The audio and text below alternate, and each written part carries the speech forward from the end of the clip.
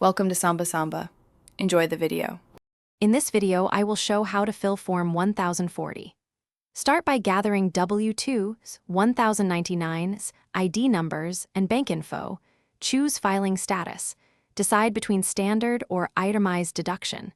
Complete income, adjustments, credits, and payment sections carefully while checking totals and signatures. Gather all income documents and enter amounts exactly as reported to avoid mismatches. Double-check employer ID and payer details. Include any unemployment or retirement distributions. Remember to enter taxable refunds and adjustments. If self-employed, calculate net profit, pay self-employment tax, and file Schedule SE. If you're finding this video helpful, please like and subscribe to support more clear tax guides. Quick recommendation. Little Tree's Black Ice is perfect for freshening your car during long tax runs or audit trips, and it pairs humorously with paperwork piles.